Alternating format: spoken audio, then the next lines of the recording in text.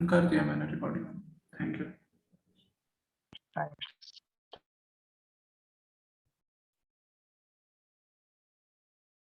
चलो देखो, नेक्स्ट है आपके। मैंने कुछ बताया था कि ये किस पे डिपेंड करते हैं, मैंने बता रखा है कि साउंड किस पे डिपेंड करता है, मैंने बता दिया ये सारी बातें। सर बता तो साउंड नहीं। बता दिया मैंने। एक सेकंड रुकिए, बताता हूँ। बताओ तुम लोग, बता दिया मैंने सब कुछ। अच्छा, कॉक्लिया बता रहा था, बाकी मैंने डिपेंडेंसी बता दी है कि साउंड किस पे डिपेंड करता है, ह्यूमिडिटी वगैरह ये सब बताया। सर ईयर बताया, इंटेंसिटी बताया, ईयर पे क्या क्या होता है, स्मॉलेस्ट बोन ये सब बता दिया। मैंने कॉक्लिया के बारे में बताया था। कॉक्लिया, तो कॉक्लिया क्या होता है कि ये कॉइल्ड स्ट्रक्चर होता है। क्या होता है? कॉइल्ड स्ट्रक्चर होता है, ठीक है। Coiled structure, coiled structure of internal ear, of internal ear, और जिसके अंदर क्या होता है कि लिक्विड मिलता है फिल्ड विथ। कॉक्लिया के अंदर क्या होता है? फिल्ड विथ लिक्विड, लिक्विड जिसको हम कहते हैं, आप पता नहीं, आप एंडोलिम्फ कहते हैं, क्या कहते हैं इनको? एंडोलिम्फ। क्या कहते हैं इसको, इस लिक्विड को क्या कहते हैं हम? एंडोलिम्फ, ठीक है। और इस लिक्विड के अंदर कुछ स्पेशल सेल होते हैं, मेरी बात ध्यान से सुनो, जिनको कहते हैं नर्व सेल्स। नर्व सेल्स, इनके अंदर क्या होता है? नर्व सेल्स होता है। इस एंडोलिम्फ के अंदर क्या होता है? नर्व सेल्स होता है, जो जो क्या करता है, जो क्या करता है, साउंड को इम्पल्स में चेंज करके, साउंड को इम्पल्स में चेंज करके कहाँ भेजता है? ब्रेन के पास भेजता है। कहाँ भेजता है बताओ? ब्रेन के पास भेजता है। तो जैसे ही साउंड वेव आया, तो ये जो एंडोलिम्फ जो लिक्विड होता है ना, ये वाइब्रेट होता है, ठीक है। Sound, sound vibrates the endolymph. The endolymph, endolymph क्या है? कॉक्लिया के अंदर का लिक्विड, ठीक है। एंडोलिम्फ, और ठीक है, endolymph which which convert, which convert into electrical impulse. उस साउंड इम्पल्स को किस में चेंज कर दिया गया? इलेक्ट्रिकल इम्पल्स में। किसके द्वारा? By nerve cell, nerve cells. और फिर इस इलेक्ट्रिकल इम्पल्स को कहां भेज दिया गया? ब्रेन में भेज दिया गया through auditory nerves and send to brains by auditory nerve, auditory nerve, auditory nerve, ठीक है। ऑडिटरी नर्व कहते हैं उसको। जैसे आपने पढ़ा है ना, आई, आई पढ़ लिया ना आपने, ऑडिटरी नर्व। तो उसमें क्या था? ऑप्टिक नर्व्स था ना। तो ऑडिटरी नर्व्स, और जिसके हेल्प से क्या करता है, आपके ब्रेन पता लगाता है कि किसकी आवाज है, ठीक है। उसके बाद क्या होता है? We get the sensation of hearing. तो इस तरीके से हमारी हियरिंग की प्रोसेस होती है। छापो, इस तरीके से हम चीजों को सुन पाते हैं। जो मैंने मैकेनिज्म बताया वो छापो।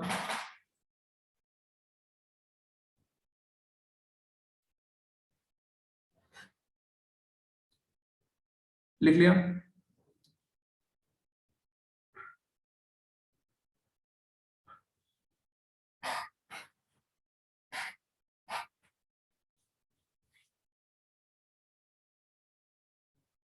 लिख लिया?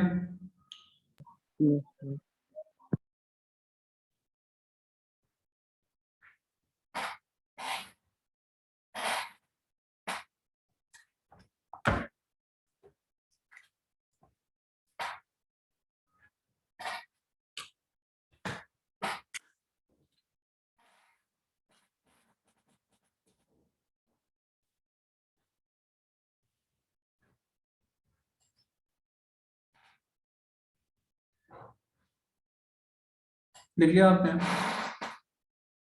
जल्दी लिखो। मैंने कहा कि साउंड कहाँ पहुंचा, कॉकलिया के पास पहुंचा, क्योंकि कॉकलिया क्या करता है, हियरिंग का स्ट्रक्चर है, और बैलेंसिंग का स्ट्रक्चर क्या था आपका, सेमी सर्कुलर कैनाल, ठीक है। तो कॉकलिया के अंदर लिक्विड मिल रहा है जिसको एंडोलिम्फ कहते हैं, जिसके अंदर कुछ सेल्स होते हैं जिनको कहते हैं नर्व सेल। जब ये साउंड वेव आया तो उसको किसमें चेंज किया गया, इलेक्ट्रिकल वेव में, इलेक्ट्रिकल इम्पल्स में चेंज किया, किसने चेंज किया, नर्व सेल ने, और फिर नर्व सेल ने ऑडिटरी नर्व्स के थ्रू कहाँ भेज दिया, ब्रेन के पास भेज दिया, जहां ब्रेन ने क्या किया, उसको प्रोसेस किया और आपको सुनाई दिया, ठीक है, यही है आपका।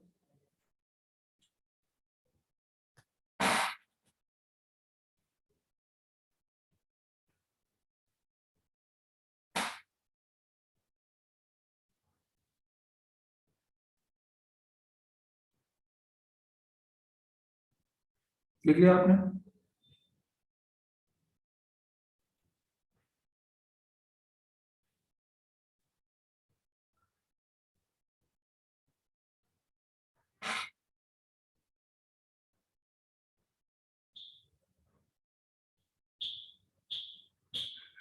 लिख लिया आपने? चलो, तो इस तरीके से हमें आवाज सुनाई देती है। सुनना, डिपेंडेंसी, डिपेंडेंस, ये जाने के बाद कि sound wave, speed of sound, sound depend on, depend on, we get, we get the sensation of hearing.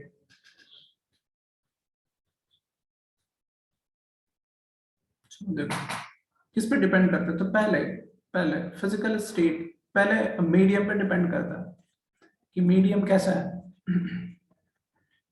Medium कैसा है, मीडियम आपका क्या हो सकता है, सॉलिड हो सकता है, आपका लिक्विड हो सकता है, और आपका गैस हो सकता है, यही हो सकता है ना, तीन। तो मैं कह रहा हूं कि speed of sound, speed of sound, speed of sound in solid ज्यादा होगा in comparison to speed of sound in liquid in comparison to speed of sound in gas। तो सबसे ज्यादा स्पीड किस में होगा, सॉलिड में होगा, सबसे ज्यादा स्पीड किस में होगा साउंड की, सॉलिड में होगा, फिर उसके बाद से लिक्विड में, फिर उसके बाद से गैस में। सेकंड, सेकंड में बात करूं, टेम्परेचर, टेम्परेचर अगर आप टेम्परेचर बढ़ाओगे, अगर आप, अब आ रही है स्क्रीन, अब आ रही है स्क्रीन, दानी सारफी,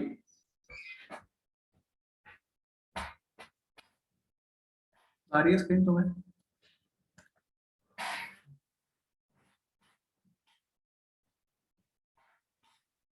ये जल्दी करो। मैंने कहा टेम्परेचर, तो जैसे आप टेम्परेचर बढ़ाओगे ना, तो साउंड की स्पीड भी बढ़ जाएगी, साउंड की स्पीड भी बढ़ जाएगी। तो लिखोगे कि sound, speed of sound,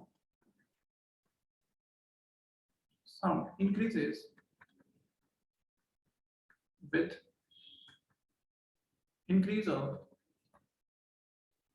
with increase of temperature, temperature.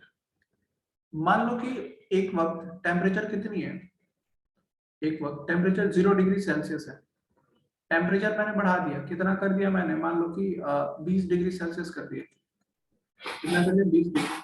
तो 0 डिग्री सेल्सियस पे साउंड की जो स्पीड थी वो मान लो कितनी थी, 331 मीटर पर सेकेंड साउंड की स्पीड थी। अब देखो बढ़ के कितनी हो जाएगी, 343 मीटर पर सेकेंड। तो देख रहे हो बढ़ गई ना, बढ़ गई। नेक्स्ट बात करोगे ह्यूमिडिटी, ह्यूमिडिटी अगर मान लो ह्यूमिडिटी ज्यादा है, तो जितनी ज्यादा ह्यूमिडिटी उतनी है speed of sound, speed of sound, of sound increases with increase in humidity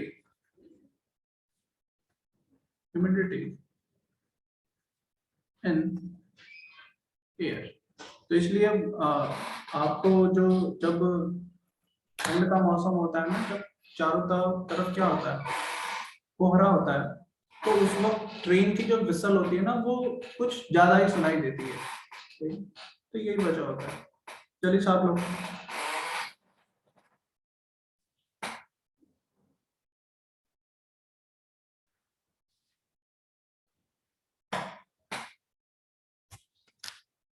देखिए आपने, व्हाट इज कोहरा? बताओ सफक।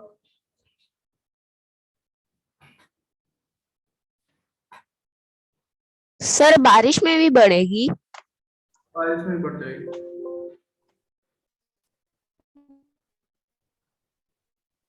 Excuse me sir. बताओ। सर आपने जो सर दिखा दिया कि 331 मीटर पर सेकंड और 346 मीटर पर सेकंड, लेकिन इसका कारण क्या हुआ? हाँ, कारण सर इसका कारण क्या हुआ सर कि वेलोसिटी होता टेम्परेचर है वो बढ़ने से ऐसे क्या मतलब? डायरेक्टली प्रोपोर्शनल होता है रूट अंडर टेम्परेचर के। ये वजह होता है। क्या बताया सर, स्पीड जो होती है? कुछ नहीं, सिंपल ये जानो, ठीक है, सिंपल ये जानो कि वेलोसिटी टाइम के साथ बढ़ती है। कैसे बढ़ती है? रूट अंडर टी स्क्वायर के, अच्छा। स्क्वायर रूट के प्रोपोर्शनल होता है, ठीक है। ये तो मैंने जानी है। टेम्परेचर बढ़ाओगे तो पार्टिकल्स उतनी ज्यादा इधर से उधर घूमेंगे और उतने ही ज्यादा क्या करेंगे, एनर्जी को आगे ट्रांसपोर्ट करेंगे, आगे वेवलेंथ ट्रांसमिट बढ़ा करेंगे। देंगे। वेवलेंथ की बात नहीं, वेवलेंथ वेलोसिटी की बात कर रहा हूँ, वेलोसिटी। रखा है सबक खाना तो बताओ। थोड़ा सा घूम रहे बेटा, इसके करके नहीं दूर बाहर। तुम्हारी आवाज नहीं आ रही, चैट सेक्शन में बोलो फिर अपनी।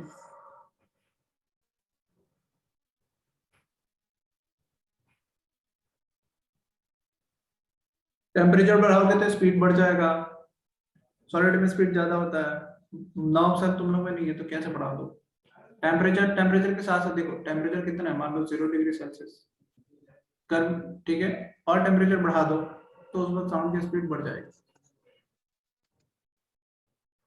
क्या हो गया तुम लोगों को? कभी स्क्रीन दिख रहा है, कभी नहीं दिख रहा है? देख लिया? देख लिया?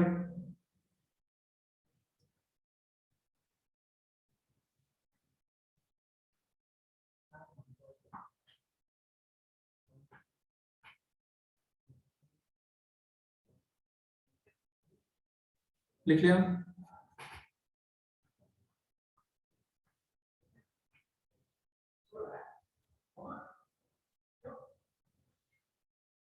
नहीं, ह्यूमिडिटी में साउंड ज्यादा हो जाती है। ह्यूमिडिटी में भी साउंड ज्यादा होता है, साउंड की स्पीड ज्यादा हो जाती है। ह्यूमिडिटी का मतलब ये नहीं कि ठंड वाले मौसम में, ह्यूमिडिटी का मतलब ये नहीं कि ठंड मौसम रहने, बिल्कुल नहीं। ह्यूमिडिटी का मतलब क्या कि एयर की डेंसिटी, ह्यूमिडिटी कहने का मतलब डेंसिटी की बात करेंगे। हटा दो। टेम्परेचर बढ़, क्या समझना मतलब कि क्या नहीं समझ में आ रहा? टेम्परेचर बढ़ाओ, सर ये टेम्परेचर बढ़ाओ तो वेलोसिटी ऑफ साउंड भी बढ़ेगा।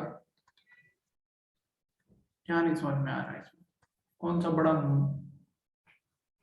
तो देखो, नॉइस पॉल्यूशन, नॉइस पॉल्यूशन।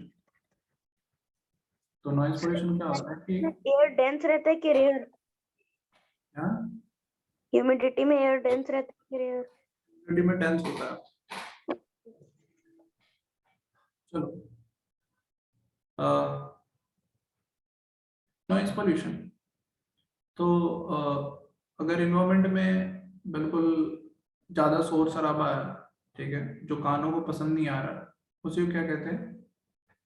क्या कहते हैं? Sound pollution. ठीक है, लिख लोगे कि excessive, excessive, unpleasant, unpleasant, and undesirable sound in the environment. In the environment is called sound pollution. Sound pollution. ठीक है, क्या कहते हैं इसको? साउंड पोल्यूशन भी कह सकते हैं या इसका नॉइज पोल्यूशन भी कहें। नॉइज पोल्यूशन किनके किनके वजहों से नॉइज पोल्यूशन होता है? Sources of noise pollution. Noise pollution किनके किनके वजह से नॉइज पोल्यूशन हो सकता है? तो गाड़ियों के चलने से, ऑटोमोबाइल्स, फैक्ट्रीज में मशीन चल रही है, हैवी मशीन्स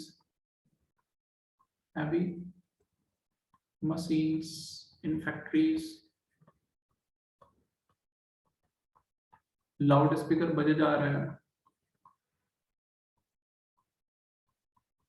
ठीक है। हाँ, ऑटोमोबाइल्स में आ जाएंगे वो, जैसे टीवी, रेडियो, ठीक है, at high volume, at high volumes. जैसे किचन में भी चीजें चल रही है, किचन एप्लियंसेस, जिनकी वजह से नॉइज पोल्यूशन होता है। कूलर्स के चलने से,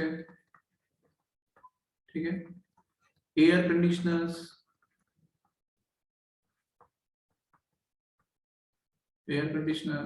ठीक है। और जो आपकी तरह बच्चे हैं जो बिल्कुल पटाखे छोड़ रहे हैं, एक्सप्लोजन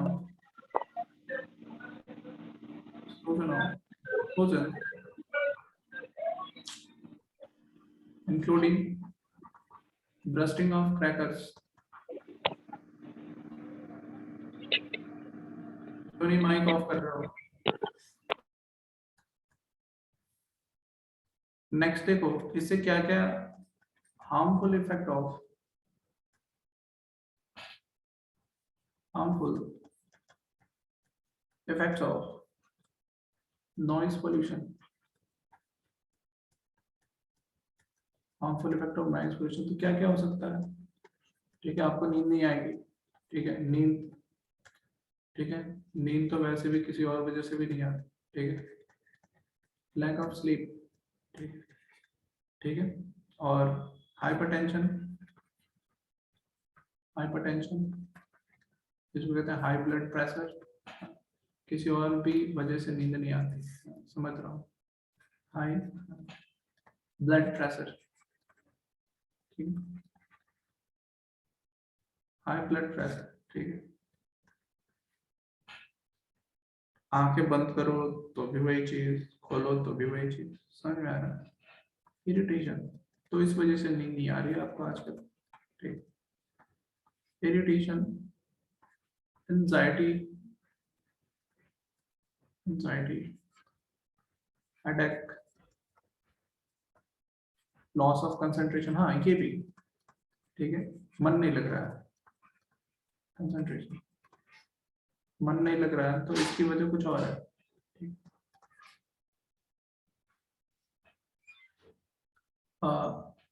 आपके कान भी खराब होने के चांसेस है, हियरिंग इम्पेयरमेंट, हियरिंग डिफेक्ट लिखते हैं,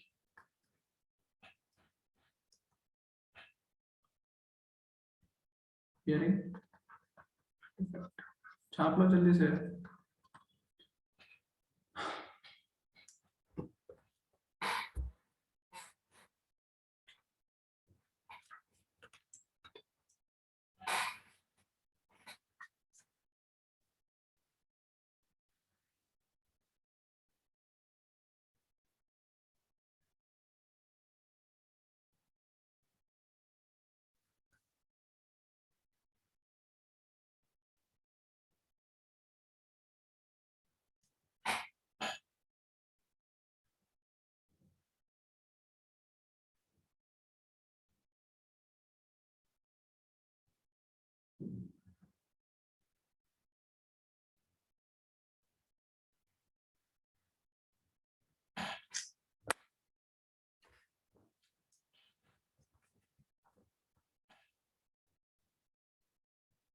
बताओ। सर एयर कंडीशनर जो आप लिखे थे तो एयर कंडीशनर भी नॉइज पोल्यूशन करते हैं। अब बाहर का जो आउटसाइडर सुना है, आउटसाइडर किसे कहते हैं? अरे आउटसाइडर समझते हो, बाहर को, घर के बाहर लगा रहता है, जो हवा को खींच के अंदर फेंकता है। नहीं समझ में आ रहा, वो आउटसाइडर आवाज करता है।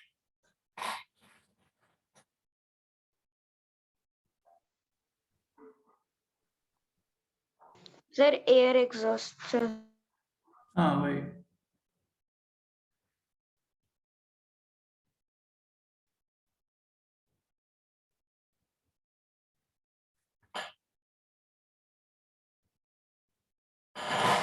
लिखे आपने? क्या हो गया, अभी भी हैंड रेस किए रखे हो तुमने, बोल भी नहीं रहे हो। गुफरान अली, गुफरान खान को माइक ऑफ करो तुम। अयान एस के हेलो सर। ऑन करो। हाँ बताओ। सर सर मुझे कुछ क्या मुझे कुछ? बोलो तुम्हें कुछ क्या? ड्रिल मशीन है? बोलो। Drill machine. चैट सेक्शन में पूछो, मैं देख रहा हूँ। मैंने बताया सुमैया खान, मैंने बताया जैसे बूंद बूंद से घड़ा भरता है, समुंदर भरता है, वैसे ही जो देखते हो कितने सारे एयर कंडीशनर लगे हुए हैं, उनका जो बाहर आउटसाइडर होता है ना, वो आवाज करता है। बोलो ना गुफरान खान, क्या कह रहे हो? लिख लिया तुम लोगों ने? बस हेलो हेलो करोगे या आगे भी बोलोगे? ब्रस्टिंग की स्पेलिंग गलत है, सही तो लिखा है।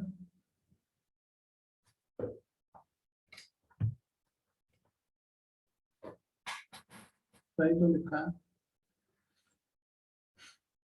अमीर आदमी हो, कहाँ से आवाज आएगी?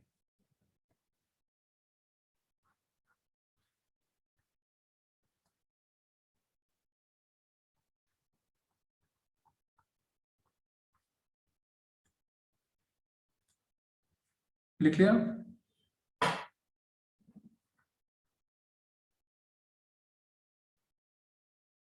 लिख लिया?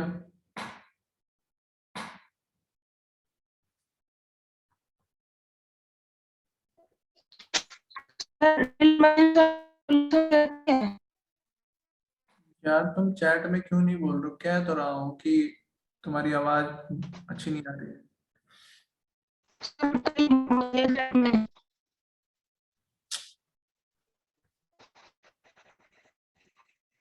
चलिए लिखो। तुम चैट में बोलो, मैं देख रहा हूँ तुम अपने क्वेश्चन, तुम्हारी आवाज समझ में नहीं आ रही। मरियम जहीर। अच्छा, बोल रहे हैं कि ड्रिल मशीन नॉइज पोल्यूशन करती है। मतलब जब क्या क्या करती है?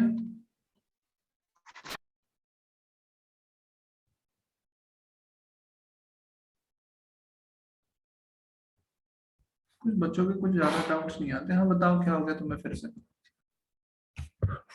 सर सॉरी सर मेरा तो नेटवर्क इशू हो रहा था। आपने क्या बताया था सर साउंड एयर कंडीशनर कैसे साउंड नॉइज पोल्यूशन करते हैं। वो ना घर के बाहर एक और मशीन लगाई जाती है, एक मशीन कमरे में लगाई जाती है, एक बाहर लगाई जाती है, तो वो जो बाहर वाली होती है ना, वो आवाज करती है। अच्छा वो फैन की तरह जो जो घूमती है बॉक्स के अंदर ना। हाँ सर। अच्छा okay sir thank you sir.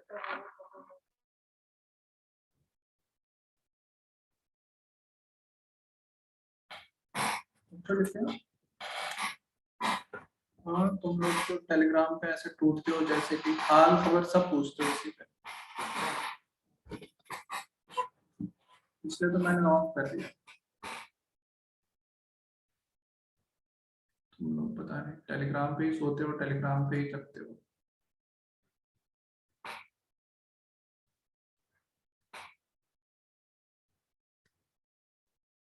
कभी कभी मुझे ही मन करता है मैं ही टेलीग्राम से लीव कर जाऊं, जितने तुम लोग के मैसेजेस आते हैं।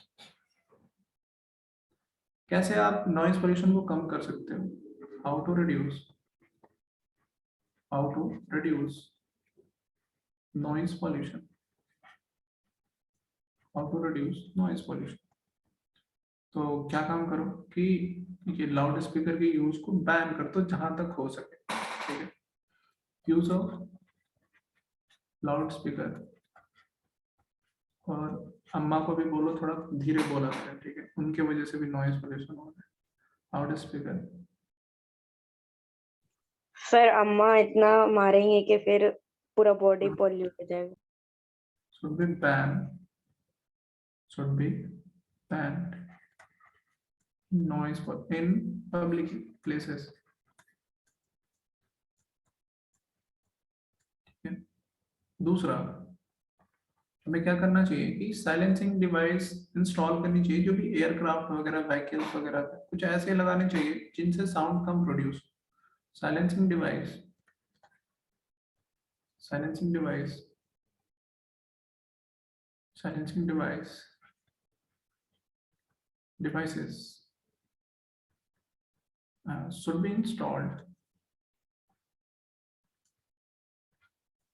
should be installed in aircrafts, vehicles and machines,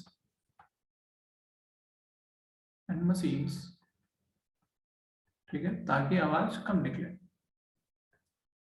next कि हॉर्न को कम कर देनी चाहिए, ठीक है? ऑटोमोबाइल की जो वो जो होती है, क्या कहते हैं उसको, हॉर्न्स कहते हैं ना, ठीक है? यूज ऑफ ऑटोमोबाइल हॉर्न्स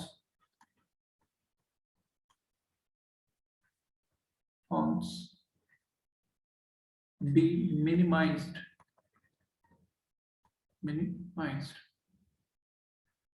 ठीक है? और क्या करनी चाहिए कि टीवी और रेडियो वगैरह को कम वॉल्यूम पे ही सुनोगे तब भी चलेगा, ठीक है? TV and music system should be operated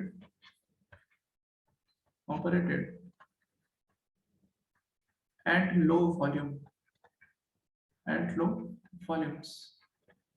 समझ में आ रहा है?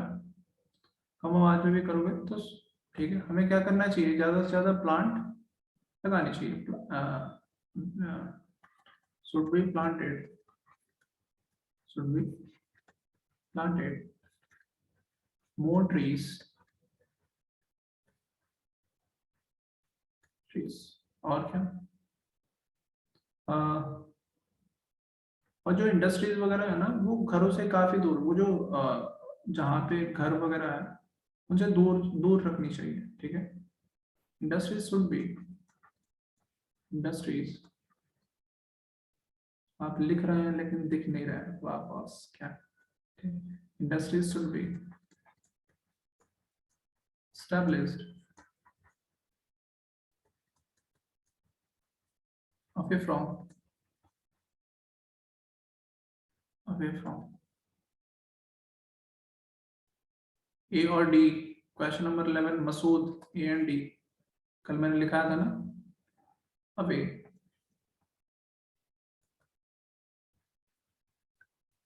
From residential areas. जरा इतनी बातें छाप, ये कौन है, इसको ऑन करना जरा, क्या इसको दिक्कत आ रही है बताओ? और सर आसिफ रजा, सर यहाँ पे शुड भी होगा कि वी शुड भी होगा सर? वहाँ पे should be planted more trees और we should be.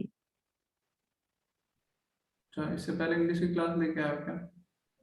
No sir, और सर प्लांटेड भी गलत है, वहाँ पे प्लांट ना होना चाहिए, प्लांटेड तो अच्छा, हो चुका ना। और कुछ गलती है तो बताओ मुझे। No sir. मेरी बिल्ली मुझसे ही म्याऊं वाला हिसाब किताब है।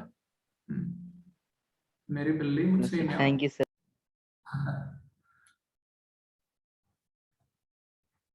more and more plants should be 100 नहीं बता रहा है कि ऐसे होगा वैसे होगा। मैं पूरी दुनिया को बताऊं और ये मुझे बताने चला। अच्छा अच्छा ऐसे ही बताओ।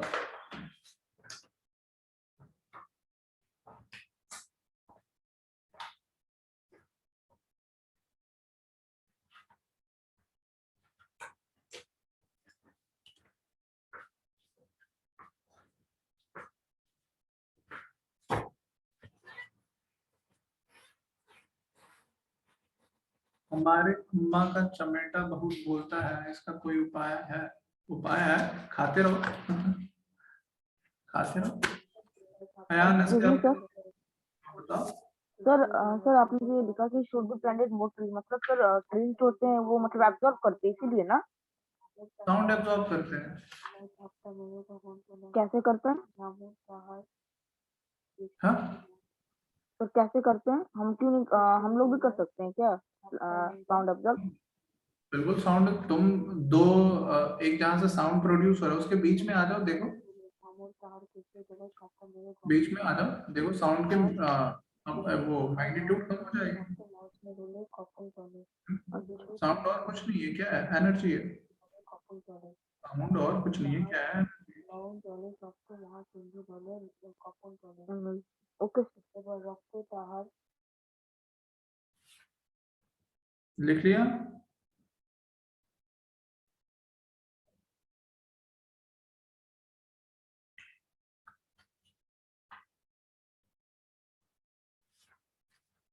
लिख लिया आपने?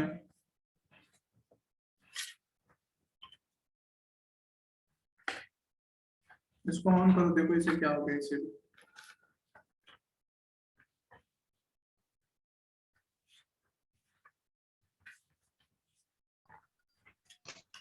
ऑन करो। बताओ। आवाज आ रही है? हाँ क्या नहीं है? आवाज आ रही है सर? क्या कह रहे हो, क्या कहना चाह रहे हो, क्या कहना चाह रहे हो बताओ। आवाज आ रही है बिल्कुल। आ रही है, बताओ। सर वो सर जैसे सर एयरपोर्ट सर। हेलो आवाज अब नहीं आ रही।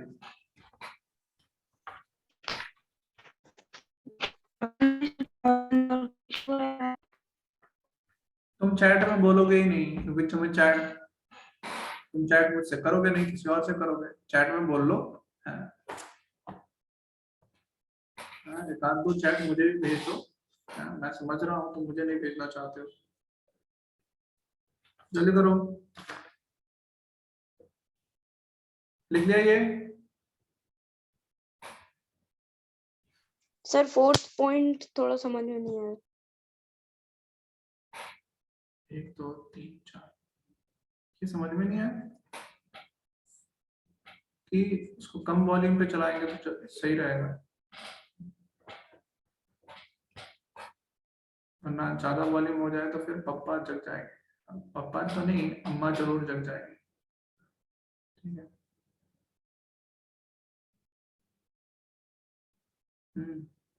हटा दो मैं इसको।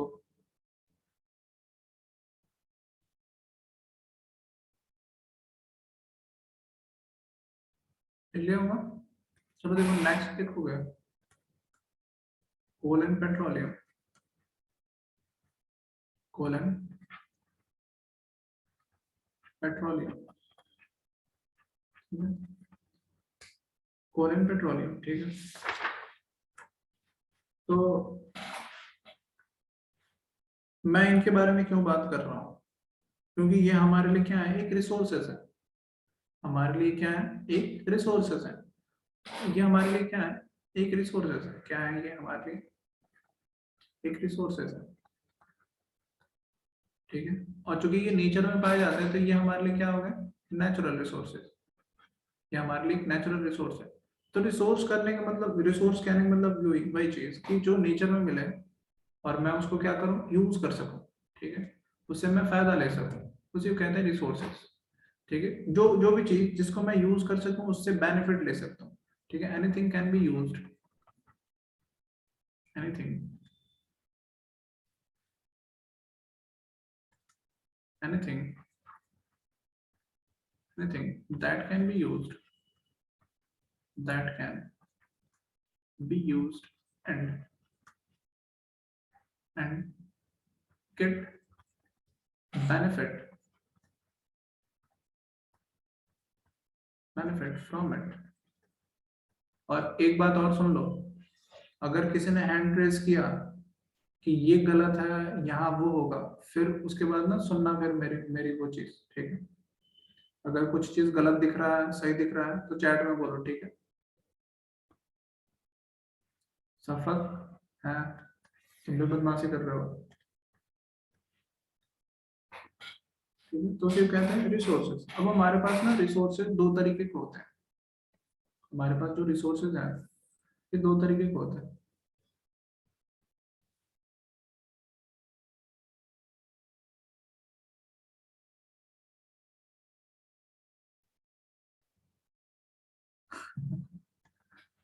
हैं, हमने जियोग्राफी में पढ़ा था, अच्छा। तो ये दो तरीके के रिसोर्सेज होते हैं, एक होते हैं आप कहते हैं एग्जॉस्टेबल, एक होते हैं आपके एग्जॉस्टेबल एग्जॉस्टेबल एग्जॉस्टेबल या इसी को कहते हैं non renewable renewable resources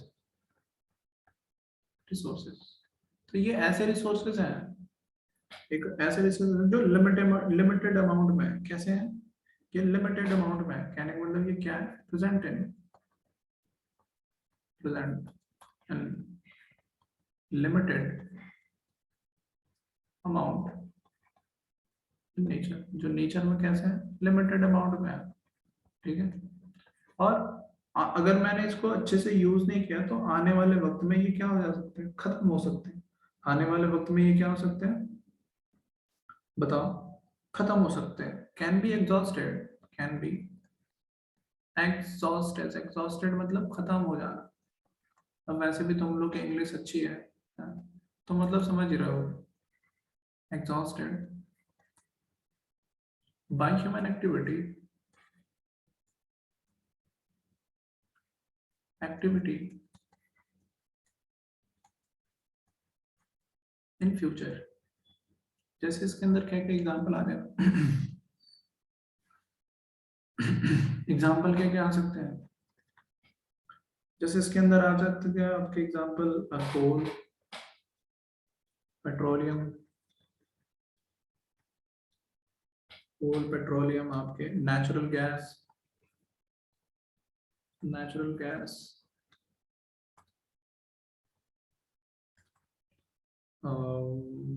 minerals, forest, ठीक है, एक्सेट्रा, ठीक है। हाँ, फॉसिल फ्यूल यही है, कोल पेट्रोलियम ये बात। दूसरे आपके नॉन एग्जॉस्टेबल, इनएग्जॉस्टेबल,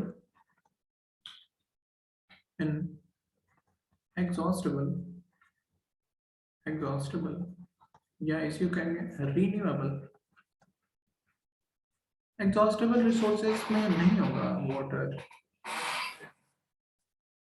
नहीं होगा, वाटर तो पड़ा हुआ है, वाटर थोड़ी कहीं जा रहा है। रीन्यूएबल, ड्रिंकिंग वाटर क्या हो, ड्रिंकिंग वाटर रिन्यूएबल रिसोर्सेज। तो इनके बारे में लिख लोगे, कि ये क्या होता है,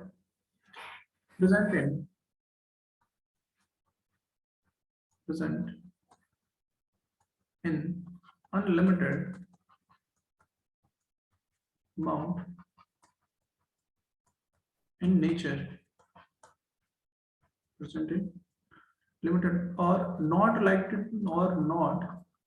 likely to be exhausted, ये खत्म नहीं होने वाला है। exhausted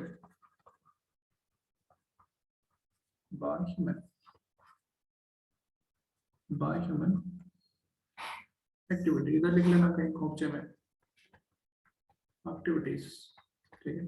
जैसे एग्जांपल के तौर पे क्या हो जाएगा, एयर,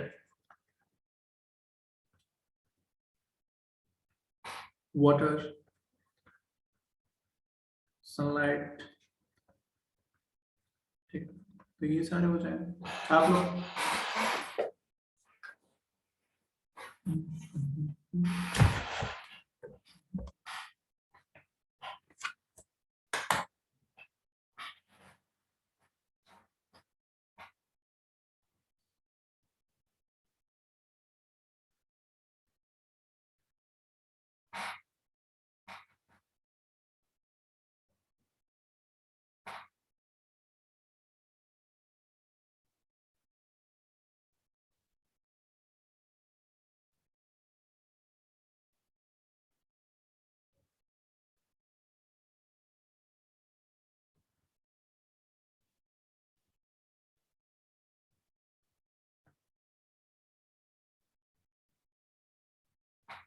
लिख लिया?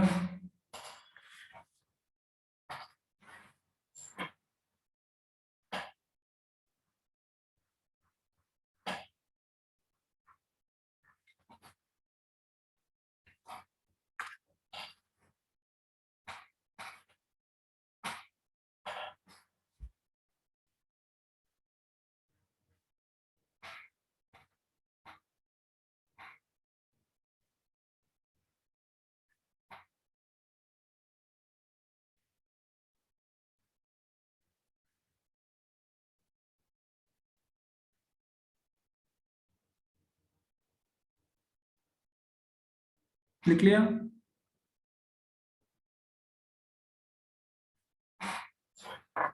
लिख लिया सबने?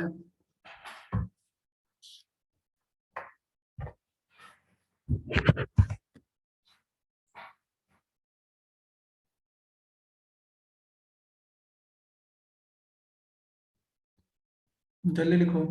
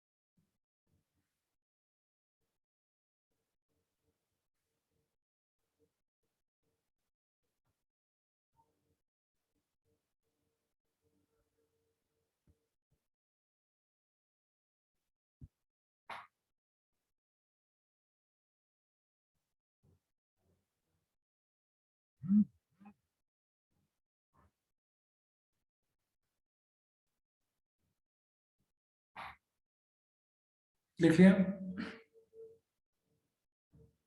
चलो देखो, हमने दो पढ़ा, ठीक है। इसमें पढ़ना है हमें एक टर्म और पढ़ना है।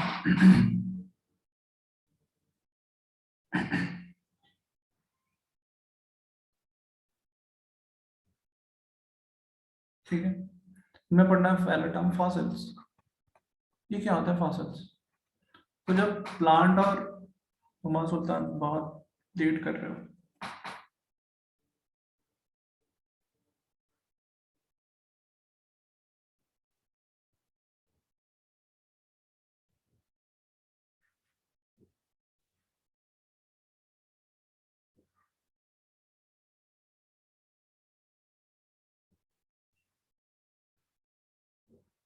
चलो जब ये फॉसिल्स किससे बनते हैं, जब ये प्लांट और एनिमल्स जब मर जाते हैं और सॉइल के अंदर चले जाते हैं।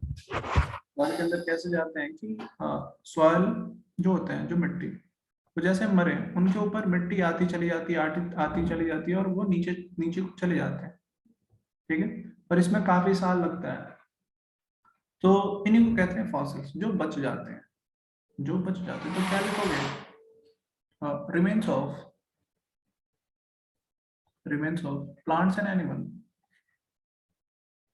plants and animals that buried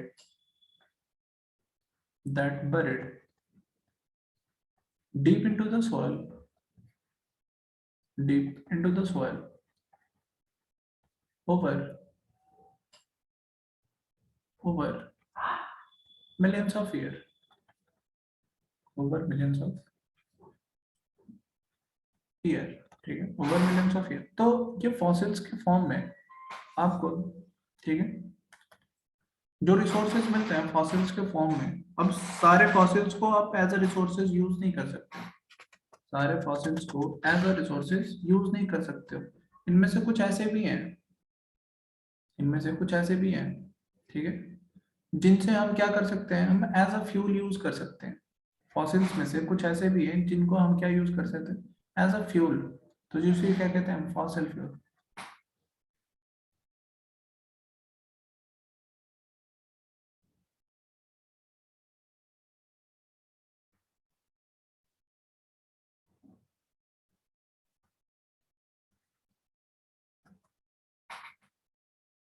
ठीक, फॉसिल फ्यूल, ठीक है। तो इन्हीं में से क्या कहते हैं हम इनको, फॉसिल फ्यूल कहते हैं। फॉसिल फ्यूल किनको किनको कहेंगे, जिनको मैं यूज कर सकता हूँ, जिनको मैं एज अ फ्यूल यूज कर सकता हूँ, जिनसे मैं एनर्जी ले सकता हूँ, ठीक है। अब इनमें कौन कौन से हैं आपके फॉसिल फ्यूल, तो इसमें आते हैं आपके कोल, ठीक है, इसमें आएंगे आपके क्या, कोल, और क्या आएंगे आपके, पेट्रोलियम, और क्या आएंगे आपके, नेचुरल गैस, ठीक है। तो ये इनमें हम पढ़ते हैं नेचुरल गैस, ठीक है।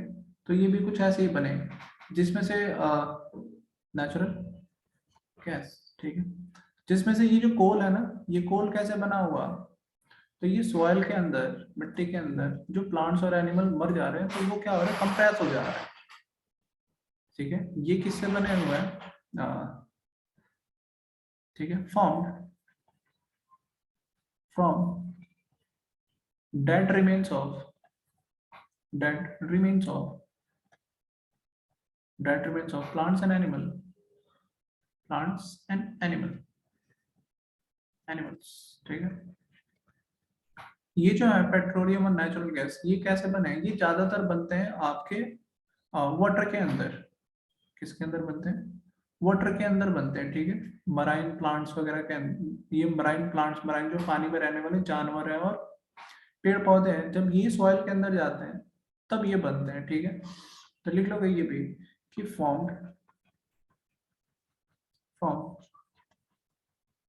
मराइन, मतलब पानी वाले, ठीक है। इनकी सोर्सेस कहाँ होती है, वाटर के अंदर होती है, जिनसे हम पेट्रोलियम नेचुरल गैस निकालते हैं, ठीक। Marine plants and animal formed from marine plants and animals dead remains, ठीक है, dead remains। तो हमें यहाँ से मिलेंगे ये दोनों, ठीक है। पहले हम पढ़ते हैं over millions of year, over millions of year, इसमें भी लिख लोगे over millions of year, over millions of year, ठीक है। Yes. इसमें पहले देखेंगे हम एक एक करके तीनों चीजें पढ़ेंगे। पहले पढ़ेंगे कोल, कोल पढ़ेंगे। अब बताओ, सर आपने जो बताया कि फॉसिल्स कुछ कुछ होते हैं जो कि मतलब रिसोर्स नहीं होते, वो फॉसिल फ्यूल्स होते हैं ना। हाँ, हम सारे फॉसिल को निकाल के हम उनसे उनको उनसे हम यूज नहीं ले सकते। जैसे फॉसिल्स एनिमल्स के भी होते हैं, जैसे डायनासोर्स वगैरह फॉसिल्स हैं, तो इनको जी नहीं कर सकता हूँ, as a energy source use नहीं कर सकता हूँ। इनको मैं as a energy source use करूँ, उसको मैं कहता हूँ फॉसिल फ्यूल। उनसे निकाल के मैं उनको एनर्जी में कन्वर्ट कर सकता हूँ। यस सर, लेकिन सर ये जो कोल, पेट्रोलियम और नेचुरल गैस है, ये फॉसिल फ्यूल है, तो सर रिसोर्सेज तो वो होती है ना सर जो कि हम लोग की ह्यूमन नीड्स को सेटिस्फाई कर सके, तो फिर ये ये भी तो एक तरह की रिसोर्स ही हुई ना। कौन, हाँ तो कह तो रहा हूँ, रिसोर्सेज में क्या लिखे हो, कोल, ये क्या पेट्रोलियम, है। Natural gas. जी, तो सर आप बोल रहे थे कि कुछ फॉसिल्स ऐसे होते हैं जिन्हें हम रिसोर्स नहीं कहते हैं, लेकिन और ऐसे को कहते हैं फॉसिल फ्यूल। हम्म, क्या तो कहना फिर चाहते हो? फिर मैं तो आप जो बोल रहे थे फिर तो ये भी तो रिसोर्सेस ही हैं, आपने जब बताया उसमें, इसलिए मैं पूछ रहा था। फॉसिल, फॉसिल रिसोर्स, फॉसिल्स कई तरीके के होते हैं। एक ये आपके फॉसिल फ्यूल है, एक वो फॉसिल्स होते हैं जिनको हम स्टडी के लिए यूज करते हैं, तो यस कहते सर। हैं पैलेंटोलॉजी, उस स्टडी को कहते हैं पैलेंटोलॉजी। सिंपल ये जानो यार, फॉसिल फ्यूल मतलब क्या? वो फ्यूल, वो फॉसिल जिनको मैं एज अ फ्यूल यूज कर सकता हूँ। फ्यूल क्या होते हैं? जिनसे मैं एनर्जी बना सकता हूँ। ठीक है, देखो यस सर। क्या होता है कि ये हार्ड होता है, ये हार्ड, हार्ड, ब्लैक, सॉलिड होता है। और कैसा सॉलिड? Crystalline solid. क्रिस्टलाइन मतलब हार्ड सॉलिड, सिंपल ये जानो, क्रिस्टलाइन सॉलिड। और ये कैसा होता है? कंबस्टिबल होता है। And combustible, combustible, combustible material mainly composed of, mainly composed of, mainly composed of carbon, जिसके अंदर सबसे ज्यादा कार्बन कंटेंट होता है। ठीक है, ठीक है, ठीक। इनको हम कैसे निकालते हैं? Obtained from, obtained, obtained from coal mines, coal mines. और ये कोल माइंस आपको कहाँ कहाँ दिखेंगे? बिहार में दिखेंगे, वेस्ट बंगाल में दिखेंगे, उड़ीसा में दिखेंगे, और आपको मध्य प्रदेश में, मध्य प्रदेश और झारखंड में भी, झारखंड। लिखो।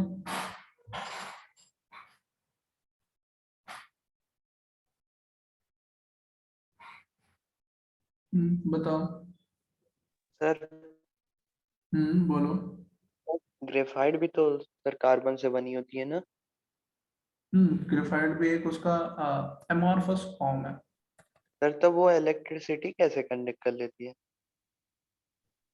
बाद में बात करूंगा, अभी फिलहाल उसमें फ्री इलेक्ट्रॉन्स मिलते हैं। उसका स्ट्रक्चर कुछ ऐसा होता है, फ्री इलेक्ट्रॉन खाली रहता है, इलेक्ट्रॉन खाली रहता है, इलेक्ट्रॉन ऐसे ही फ्री रहता है, तो इसलिए इलेक्ट्रिसिटी कंडक्ट कर लेता यस। है। नॉन, नॉन क्रिस्टलाइन, क्या लिख रहा है? नॉन क्रिस्टलाइन, नॉन,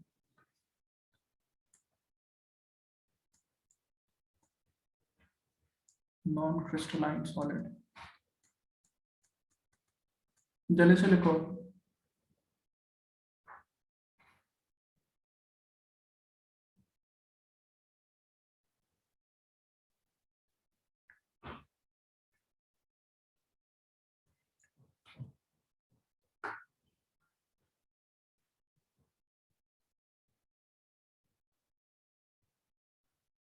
बिहार के बाद वेस्ट बंगाल लिखा है,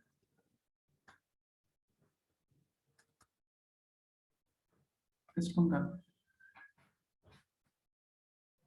नॉन क्रिस्टलाइन वो सॉलिड होते हैं जिनके अंदर पार्टिकल्स की अरेंजमेंट सही तरीके से नहीं होती, पार्टिकल्स की अरेंजमेंट सही तरीके से नहीं होती है। Study of fossil is called palaeontology.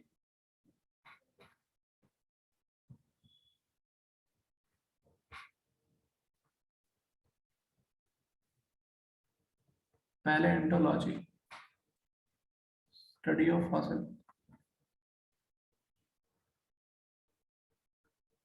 Fossils.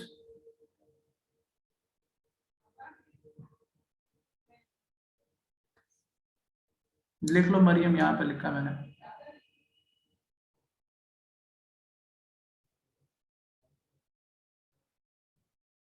लिख लिया?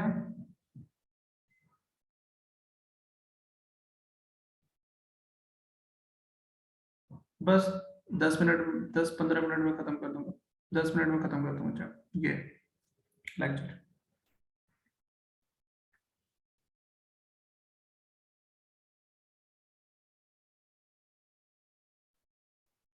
एक और स्लाइड फिर चैप्टर खत्म।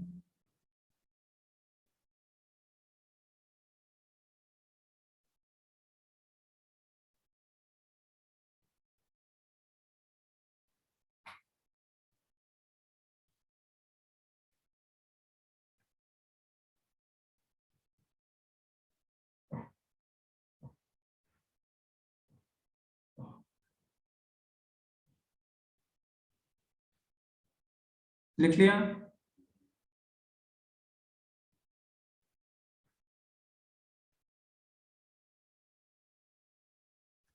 लिख लिया? जिसका नहीं हुआ वो बताओ मुझे, जल्दी लिखो फैजान।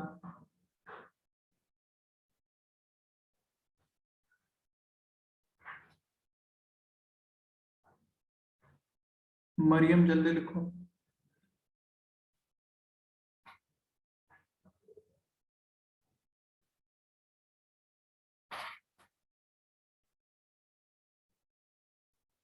माधव शर्मा, ये सब क्वेश्चन ना पूछा करो मुझसे, ठीक है? कि कितने लेक्चर में होगा और कितना चलेगा, ठीक है? मुझे मुझे ना गुस्सा आता है, ठीक है?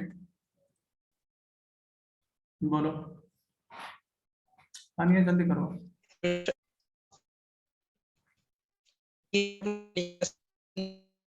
पेट्रोलियम सर ये बनता है सर मेराइन प्लांट्स और एनिमल से। हाँ, जो सड़ते हैं। पानी से बाहर है। बताओ।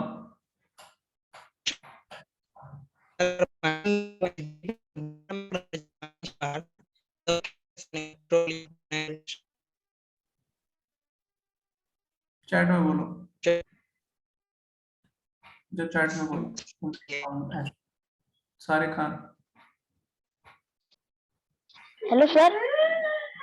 सर सेल से कोई क्वेश्चन था सर। पूछो। सर स्ट्रॉन्गेस्ट सेल कौन सी होती है सर? कहाँ वो कहाँ का पूछ रहे हो? सर सेल चैप्टर का। Strongest cell? यस सही सही से।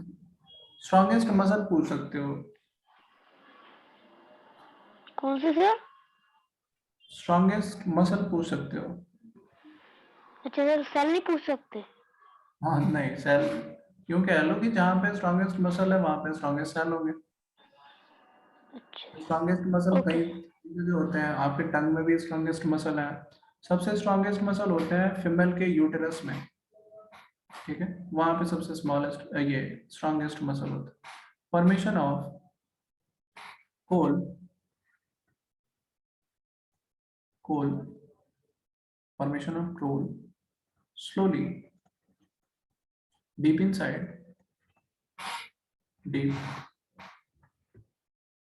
inside the earth deep inside the earth due to high pressure and temperature due to high pressure and temperature इसी को कहते हैं, इस प्रोसेस को कहते हैं carbonisation. pressure and temperature called carbonization carbonization जो क्या कहते हैं हम? कार्बोनाइजेशन, ठीक है? प्रोसेस को क्या कहते हैं? कार्बोनाइजेशन, ठीक है? अब कोल को हम क्या करते हैं, हम as a energy, coal is used as source of energy. हम जब कोल को जलाते हैं जब कोल को जलाते हैं हम जब कोल को जलाते हैं, जलाने का मतलब क्या कि आप इसको बर्न कर रहे हो, आप इसको क्या ऑक्सीजन से कंबाइन कर, चूंकि कोल के अंदर क्या है, कार्बन है। कोल के अंदर क्या है, कार्बन है, ठीक है? ये आप कार्बन कहाँ से मिल रहा है आपको? कोल से। और ये ऑक्सीजन कहाँ से मिल रहा है आपको? एयर से। तो इसको जब आप जला रहे हो तो ये क्या करते हैं, आपको क्या कार्बन डाइऑक्साइड बनाएंगे, वाटर बनाएंगे, और क्या बनाएगा, हीट बनाएगा, ठीक है? कोई भी कार्बन कंपाउंड जलता है ना, तो वो कार्बन डाइऑक्साइड बनाएगा, carbon dioxide, water, carbon dioxide, water और हीट। और इसी हीट का यूज हम क्या करते हैं, इसी हीट का यूज हम अपने डोमेस्टिक पर्पस के लिए करते हैं, डोमेस्टिक पर्पस के लिए करते हैं। इसी हीट का यूज हम इलेक्ट्रिसिटी प्रोडक्शन के लिए, इलेक्ट्रिसिटी जनरेशन के लिए करते हैं। कहाँ होता है ये, पावर प्लांट में होता है। इसी हीट का यूज, इसी, ठीक है, ठीक है, समझ में आ रहा है आपको। तो ये दो चीजों की वजह से हम कोल यूज करें। और भी बहुत सारे प्रोडक्ट में कुछ और भी प्रोडक्ट होते हैं, कोल का कुछ और भी प्रोडक्ट होता है जिनसे हम एनर्जी यूज कर सकते हैं। जैसे आपका कोल गैस, आपका कोल टार, इनका भी यूज करते हैं अलग अलग पर्पसेस के लिए, कोक, ठीक है। तो ये सारे इसके और भी फॉर्म है जिनका हम यूज करते हैं। तो ये छाप लो।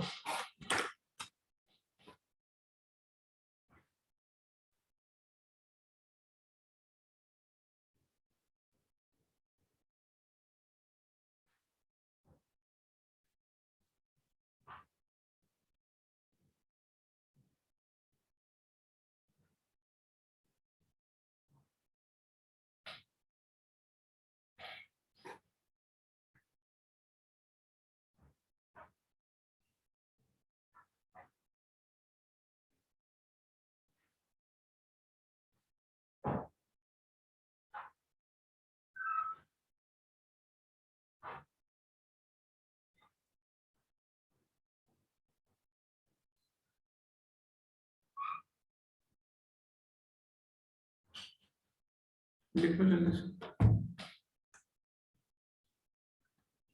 हाँ खान, सर चारकोल भी कोल होता है ना? चारकोल उसका एक फॉर्म होता है, कोल का एक फॉर्म होता है। चारकोल भी ये कोल का एक फॉर्म होता है, ठीक है। तो हम डिस्ट्रक्टिव डिस्टिलेशन से बनाते हैं।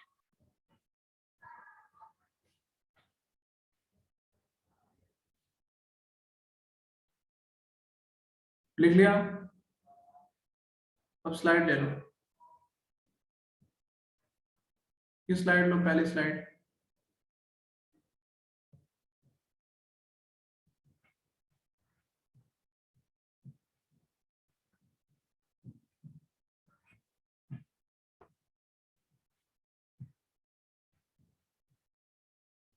दूसरी,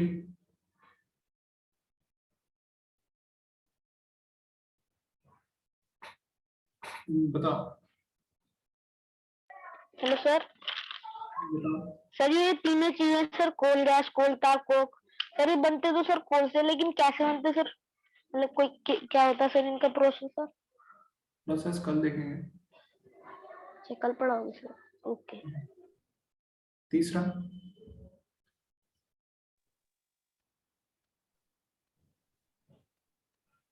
बताओ।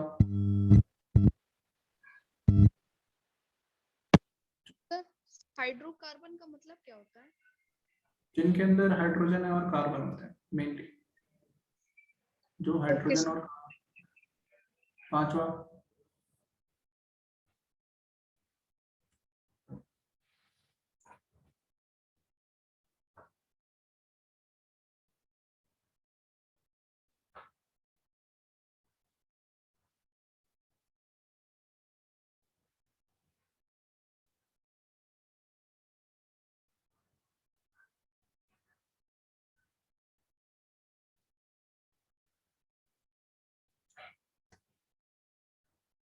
छठा,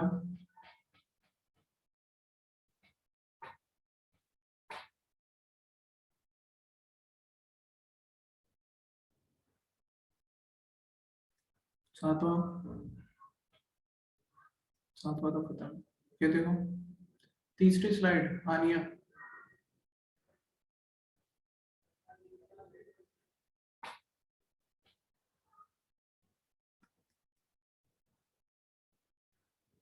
सातवां सर 7 दिखा दीजिए। 7 नहीं, अच्छा ये 7 ये 7 ये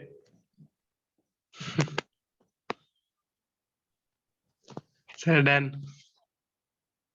5वां ये है। नीचे आपकी बहुत फास्ट है। 5वां ये है और 8वां ये। ठीक है, फिर अल्लाह हाफिज। अल्लाह हाफिज।